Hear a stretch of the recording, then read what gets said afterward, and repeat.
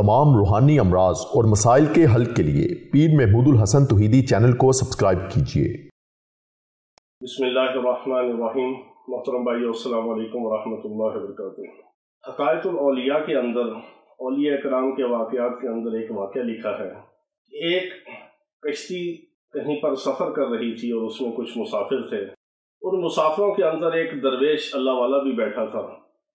पता नहीं उसके दिल में क्या आई कि उसने कश्ती वालों को कहा कि जो मुझे 1000 दिनार देगा, मैं उसको एक कुरान की एक आयत बताऊंगा जो उसके लिए काफ़ी हो जाएगी। उसको कोई मुश्किल हो, कोई ज़रूरत हो, कोई मसला उसका अटका हुआ हो, किसी भी किस्म की कोई भी हाजत हो, ज़रूरत हो, किसी भी चीज़ का वो मोहताज हो, इस आयत को पढ़ेगा तो अल्लाह ताला उसका हर मसला हल कर देंगे, हर ज़रूरत उसकी पूरी फरमाएंगे, हर हाजत उसकी पूरी हो जाएगी, हर मसला उसका हल हो जाएगा। अगर रिज़्क़ की ज़रूरत होगी तो रिज़्क़ अता फरमाएंगे, घर की ज़रूरत होगी तो घर देंगे, दौलत की ज़रूरत होगी तो दौलत देंगे, रिश्ते की ज़रूरत होगी तो अल्लाह ताला उसको रिश्ता अच्छा अता फरमाएंगे। किसी भी किस्म का उसका कोई मसला हो, उसका इस आयत से उसका हल होगा। मैं एक ऐसी कुरान की आयत जानता हूँ, जो मुझे 1000 दिनार देगा उसको मैं वो आयत बताऊँगा। तो बहुत सारे मुसाफिर थे, उन्होंने कहा पता नहीं ये मजजूब आदमी है, बुरा आदमी है, ये इसकी बात पे किसी ने यकीन किया और किसी ने ना किया। आखिर एक ताजर उसमें कश्ती में सवार था, उसने कहा कि मैं आपको 1000 दिनार देता हूँ और आप मुझे वो आयत बताएं। उस बूढ़े अल्लाह वाले ने वो 1000 दिनार अशरफियों की थैली उनसे लेके तो समंदर के अंदर फेंक दी और कहा कि इधर आओ, मेरे करीब आओ। उसके कान में उसको बताया कि तुम कुरान पाक की आयत पढ़ो। बस वो बैठ गया कश्ती में। कश्ती अपने सफर पे रवां दवा रही। रात का वक्त हुआ तो समुंदर के अंदर एक तूफान उठा। उस तूफान के अंदर मुसाफिरों की चीखें निकल गई और बहुत परेशान हो गए। तूफान बढ़ते बढ़ते उसने कश्ती को तोड़ दिया और कश्ती तबाह हो गई। वो अल्लाह वाला भी कोई तख्त वगैरह पे सवार हुआ, कोई कश्ती का जो होता है उसके वो जो लकड़ी के तख्ते होते हैं, सवार हुआ और नजरों से ओझल हो गया। मुसाफिर बेचारे डूबने लगे। उसने ये आयत पढ़ना शुरू कर दी जो उसको बताई गई थी। जब उस ताजर ने इस आयत को पढ़ा तो अल्लाह रब्बुल इज़्ज़त ने उसके बिल्कुल करीब एक तख्ता उसको दिया। उसी कश्ती का टूटा हुआ तख्ता उसके करीब आ गया। वो बेचारा कश्ती के तख्ते पे सवार हुआ और उसने हाथ पांव हिलाने शुरू कर दिए। आखिर अल्लाह का करना ये हुआ कि अल्लाह रब्बुल इज़्ज़त ने इस आयत की बरकत से उसके लिए एक बहुत बड़ी मछली भेजी, जो उस तख्ते को अपने ऊपर उठा के उसको समुंदर में सफ़र करवाती रही। और आखिर एक जजीरे के किनारे पे उसने तख्ते को ऐसे फेंका और वो बंदा समुंदर से बाहर जजीरे पे आ गया। भूखा था। करीब ही अल्लाह रब्बुल इज़्ज़त ने उसके खाने का बंदोबस्त भी फरमा दिया। जब सुबह हुई तो उसने देखा कि बाग है और कुछ फल वगैरह लगे हुए हैं जंगली, और उस जजीरे के अंदर उसने वो फल वगैरह खाए और उसी जजीरे के अंदर उसने देखा और चारों तरफ देख के आगे चलना शुरू हो गया। तो उसको एक वहां पे बहुत खूबसूरत आलीशान एक महल नजर आया। वो बहुत हैरान हुआ कि समंदर के अंदर जजीरा है, जजीरे के अंदर ये इतना आलीशान महल कहाँ से आया। वो महल के दरवाजे पे पहुंचा और उसमें दाखिल हुआ। जब दाखिल हुआ तो अंदर एक देखा कि बहुत खूबसूरत एक नौजवान लड़की है इंसानी शक्ल में, और उसने बहुत उम्दा लिबास पहना हुआ है। उसने उसको पूछा कि तुम कौन हो। उसने कहा कि मैं इस तरह परेशान हाल मुसीबत का मारा हुआ एक ताजर हूँ, और इस तरह हमारी कश्ती जो है वो रात को समुद्री तूफान के अंदर तबाह हो गई, और मुझे अल्लाह ताला ने एक मछली के ज़रिए इस जजीरे के किनारे पे पहुंचाया और मैं यहाँ पे अब पहुंचा और यहाँ पे दाखिल हो गया अंदर। तो उसने कहा कि तुम बड़े बदकिस्मत हो कि तुम यहाँ पहुँच गए हो। ये जो महल तुम्हें नज़र आ रहा है ये एक बहुत बड़े जिन का घर है, और वो जिन्नात का सरदार है और ये उसका घर है, और मुझे उसने कैद किया हुआ है।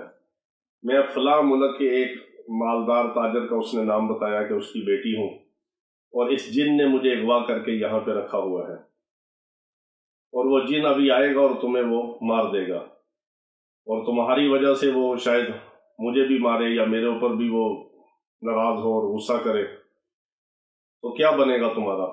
اس نے کہا کوئی بات نہیں۔ وہ ایک جگہ پہ چھپ گیا اور اس نے اس آیت کا ورد جاری رکھا، اس آیت کو پڑھتا رہا۔ کچھ دیر گزری تو وہ جن داخل ہوا اور ایک ایسا زلزلہ سا آیا اس محل کے اندر۔ یہ ایک حقیقی اور تاریخی واقعہ ہے، یہ کوئی فرضی یا افسانوی قصہ کہانی نہیں ہے۔ جب وہ جن وہاں پہ داخل ہوا تو اس نے کہا کہ کون یہاں پہ کوئی انسان آیا ہے؟ تو یہ فوراً سامنے آیا اس آیت کو پڑھتے ہوئے۔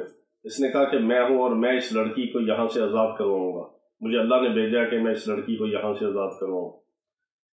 جن نے اس کے اوپر حملہ کیا اور اس نے یہ آیت پڑھ کے جن کی طرف پھونکا۔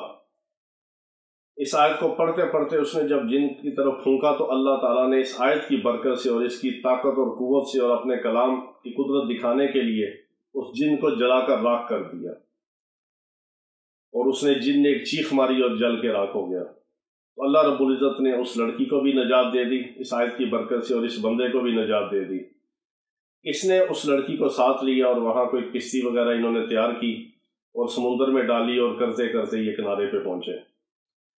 جب کنارے پہ پہنچے ایک بستی میں داخل ہوئے، اور وہاں سے پھر یہ اپنا کوئی سامان وغیرہ بندوبست کر کے وہاں سے، چونکہ محل کے اندر سے بہت سارے ہیرے جواہرات یہ اپنے ساتھ لائے تھے، سامان جو اس جن نے لوگوں سے چھین کی اور چوری کر کر کے وہاں پہ جمع کیا ہوا تھا۔ خیر اللہ رب العزت نے اسی آیت کی برکت سے اس بندے کو اس کی جان بھی بچا دی، اس کو مال و دولت بھی عطا فرما دیا، اس جن سے بھی نجات دے دی، اس جن کو بھی ہلاک کر دیا، شیطان کو، اس لڑکی کو بھی نجات دے دی۔ یہ لڑکی کو لے کے اس کے والد کے گھر پہنچا، اس کا باپ بھی بہت خوش ہوا، اور اس نے اس آدمی کے ساتھ اس لڑکی کا نکاح بھی کر دیا۔ اللہ رب العزت نے اس آیت کی برکت سے اس بندے کی جان بخشی سے لے کر آگے خوشحال اور خوشگوار اور بہت ثروت والی زندگی تک اس بندے کی مدد فرمائی۔ بہت سارے اولیاء کرام اور اہل اللہ کا یہ معمول ہے، اور حدیث مبارکہ کے اندر بھی آتا ہے کہ جو اللہ رب العزت سے ڈرتا ہے اللہ تعالیٰ ہر تنگی سے اس کے لیے راستہ نکال دیتے ہیں، اور ہر جگہ اس کے لیے راستے نکل آتے ہیں، ہر پریشانی سے، ہر ہم اور غم سے اللہ تعالیٰ اس کو نجات عطا فرما دیتے ہیں، اور اس کو وہاں سے رزق عطا فرماتے ہیں جہاں سے اس کا تصور اور گمان بھی نہیں ہوتا۔ یہ اس آیت کا ترجمہ بھی ہے، وَمَن يَتَّقِ اللَّهَ يَجْعَل لَّهُ مَخْرَجًا وَيَرْزُقْهُ مِنْ حَيْثُ لَا يَحْتَسِبُ وَمَن يَتَوَكَّلْ عَلَى اللَّهِ فَهُوَ حَسْبُهُ، کہ جو اللہ پر توکل کرتا ہے اور اللہ سے ڈرتا ہے، پھر اللہ تعالیٰ اس کے لیے کافی ہو جاتا ہے، اور اللہ تعالیٰ اس کو وہاں سے رزق عطا فرماتا ہے جہاں سے اس کا گمان بھی نہیں ہوتا۔ یہ اس پوری آیت کا مفہوم ہے، اور یہ بہت طاقتور اور پاورفل آیت ہے۔ اس وقت بھی بہت سارے بڑے بڑے علماء کرام کا الحمدللہ ہمارے معمول کے اندر بھی ہے، یہ معمول ہے کہ عشاء کی نماز کے بعد صرف 75 بار پڑھتے ہیں۔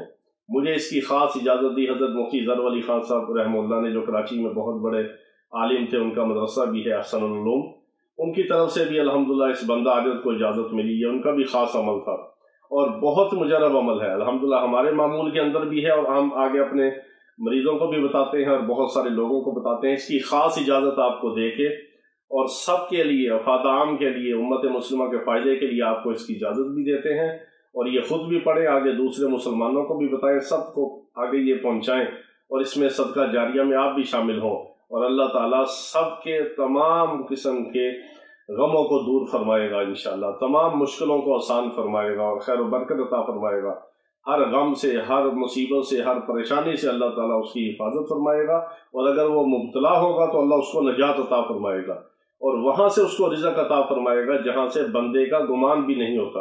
یہ بہت مجرب عمل ہے۔ عشاء کی نماز کے بعد صرف 75 بار، اول آخر 3 بار آپ نے درود ابراہیمی پڑھنا ہے۔ یہ بہت مجرب عمل ہے، اس کو اپنی زندگی کا معمول بنا لیں تو انشاءاللہ کبھی رزق کی تنگی نہیں ہوگی، آپ خود دیکھیں گے۔ وآخر دعوانا ان الحمدللہ رب العالمین۔